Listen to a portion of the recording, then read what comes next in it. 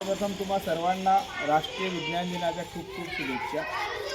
आजचा जो दिवस आहे केवळ शास्त्रज्ञांचा गुणगौरव करण्याचा दिवस नाही, तर सामान्य जनतेमध्ये विशेषतः या विद्यार्थ्यांमध्ये वैज्ञानिक दृष्टिकोन निर्माण करणे, तसेच अंधश्रद्धा निर्मूलन आणि तर्कावर आधारित विचारसरणीला प्रोत्साहन देण्यासाठी हा दिवस आपण साजरा करत असतो।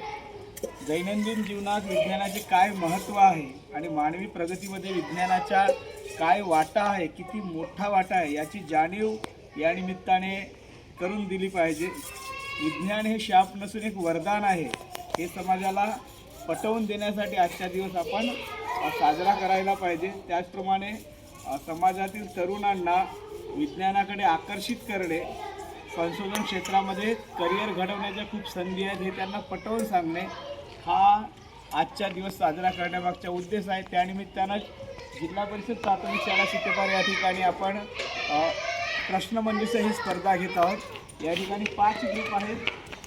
अनुष्काचा पहिला ग्रुप, सावजा सेकंड, श्री तिसरा, विवान चौथा आणि रचनाचा 5वा, असे 5 ग्रुप आहेत। आपण प्रत्येक ग्रुपला 5-5 प्रश्न विचारणार आहोत। जो ग्रुप जास्तीत जास्त प्रश्नांची उत्तरे देईल तो ग्रुप विजेता होणार आहे आणि त्याला आपण बक्षीस देणार आहोत।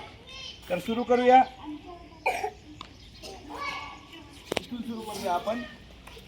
पहिला प्रश्न अनुष्काच्या ग्रुपसाठी आहे। राष्ट्रीय विज्ञान दिन कधी साजरा केला जातो? 28 फेब्रुवारी। यांना 10 गुण। दुसरा प्रश्न या ग्रुपसाठी आहे। राष्ट्रीय विज्ञान दिन कोणाच्या स्मरणार्थ साजरा केला जातो? Sir C V Raman. अगदी उत्तर बरोबर आहे, यांनाही 10 गुण। तिसरा प्रश्न यांच्यासाठी, सर सी व्ही रमन यांनी कोणत्या महत्त्वाच्या शोधाची घोषणा 28 फेब्रुवारीला केली? रमन इफेक्ट। आधीच उत्तर देऊन देते। त्याच्यानंतर या ग्रुपसाठी प्रश्न आहे, सर सी व्ही रमन यांना कोणत्या वर्षी नोबेल पारितोषिक मिळाले? उत्तर अगदी बरोबर आहे, यांनाही 10 गुण। 5वा प्रश्न यांच्यासाठी, विज्ञानात नोबेल मिळवणारे पहिले भारतीय शास्त्रज्ञ कोण? Sir C V Raman. उत्तर बरोबर आहे, यांनाही 10 गुण। या ठिकाणी पहिली फेरी संपलेली आहे।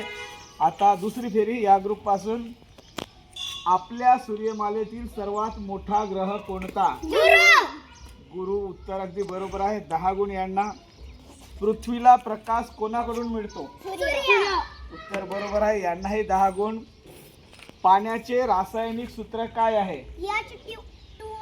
H2O। उत्तर बरोबर आहे, यांना सुद्धा 10 गुण। मानवी शरीरात एकूण किती हाडे असतात? 206। उत्तर बरोबर आहे। झाडांची पाने हिरवी कशामुळे दिसतात?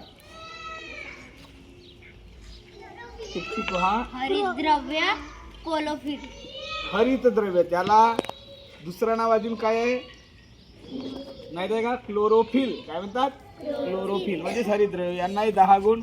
त्यानंतर तिसरी फेरी। गुरुत्वाकर्षणाचा शोध कोणी लावला? Isaac Newton. गुरुत्वाकर्षणाचा शोध आयझॅक न्यूटन यांनी लावला। उत्तर बरोबर आहे। हवेमध्ये सर्वात जास्त प्रमाणात कोणता वायू असतो? Tick tick 1, tick tick 2, tick tick 3, tick tick 4, tick tick 5। सांगा, हवेमध्ये सर्वात जास्त प्रमाणात कोणता वायू असतो? Tick tick 1, tick tick 2, tick tick 3, tick tick 4, tick tick 5। सांगा, हवेमध्ये सर्वात जास्त प्रमाणात कोणता वायू असतो? नायट्रोजन। उत्तर अगदी बरोबर आहे, यांना बोनस 5 गुण। त्यानंतर या ग्रुपसाठी प्रश्न राहील, विजेच्या दिव्याचा शोध कोणी लावला? विजेच्या दिव्याचा शोध कोणी लावला? Tick tick 1, tick tick 2, Thomas Alva Edison. बरोबर आहे, यांना 10 गुण। कोणता प्राणी वाळवंटातील जहाज म्हणून ओळखला जातो?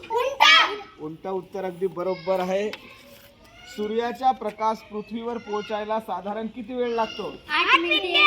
उत्तर बरोबर आहे, यांना 10 गुण। पृथ्वी स्वतःभोवती फिरते, याला काय म्हणतात? परिवलन। परिवलन। उत्तर अगदी बरोबर आहे।